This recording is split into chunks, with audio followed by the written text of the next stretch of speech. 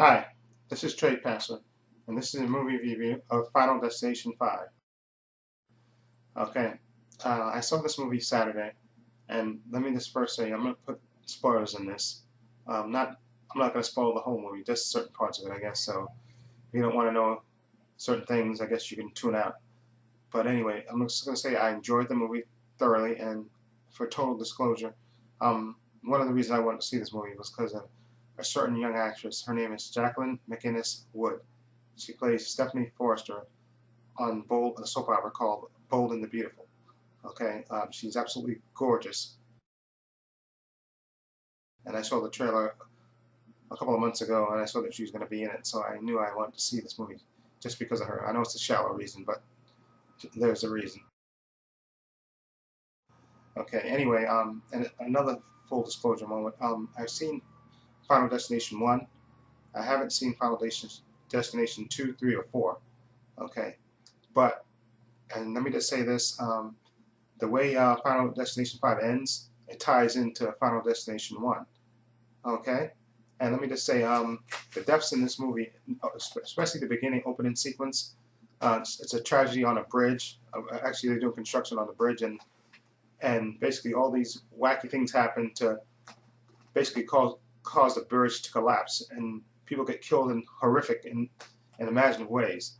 Okay? But of course, speaking of Final Destination movies, the hero of the movie, he has a premonition, I guess you'd say, of death about to happen, and he warns his fellow passenger. He grabs his girlfriend and tells everybody else to get off the bus that something tragic is going to happen, and people follow him.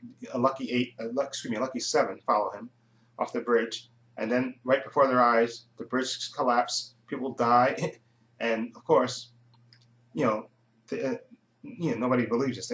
They're stunned by the good fortune, and of course, this being Final Destination movies, death is not going to get cheated. So of course, one by one, they get knocked off, and slow and imaginative fashion. And also, what's great about this movie, I think, is they kind of do a lot of fake outs where you think people are going to die one way, but they end up dying another way. Okay, which I think made the movie even greater. And also, I'm just going to tell you a few of the deaths, not all of them. Okay, just the ones I can remember off the top of my head. Okay, there's one death. I think the first death actually is Gymnast, and let me just say it this way: the way she dies, I don't know how they put her in the body bag. Okay, let me just leave it at that. And the second death, I believe, takes place in a massage parlor, and like I said, this is one example of a great fake out. The guy, you think he's going to die, I think 3 different ways in that one scene, and he ends up dying in the 4th way. And I think the third death, if I believe it, if I'm trying to remember, maybe it's not the third death, but one of the deaths it involves a flying wrench. Okay, and there's also a nice little twist in there of let me just a nice little twist of saying if you could kill somebody else basically if you kill somebody else, death would give you a pass. If you give death somebody else, you get a pass, and that's thrown into the mix also. And also, of course, one of my favorite actors is in this movie also, Tony Todd, the Candyman. He's played the coroner in the previous 4 movies, I believe. I mean, I only seen 1, so I'm just going to assume that he was in the other 3 that I didn't see.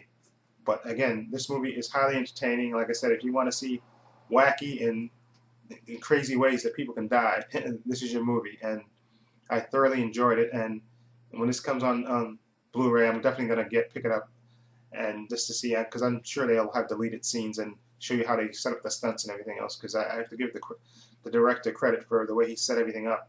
I mean, it's just, and whoever wrote it, I guess, because like I said before, it ties into the first movie in a great way at the end, which I don't want to, I mean, I already spoiled certain things on it, and I don't want to tell you exactly. I mean, well, maybe I should. No, I won't. But I'm just to say it ties into the first one, which is, I think, in a great way. And when you see it, you go, oh my God. And I was reading comments on the Internet Movie Database, and what some people were saying that they knew about the upcoming twist that came at the end, which I didn't read about it, so I didn't know. So it did catch me off guard, and I loved it actually. So that's my movie review for Final Destination 5. If I'm going to give this a rating, let's see, I would give it at least, I'd say 3 stars. 3 stars. I don't, like I said, because I enjoyed the fake outs and the deaths were imaginable, and I loved the ending, the way it tied in to the first movie, the very first Final Destination. And also, again, like I said, I love this actress. Her name again, Jacqueline MacInnes Wood. Okay, Stephanie Forrester on Bold and the Beautiful on CBS. So yeah, but like I said, I know it's a shallow reason, but she's Canadian and she's gorgeous. So there you go. So that's my movie review for now. And this is Trey Pastor signing off, and I'll see you next time.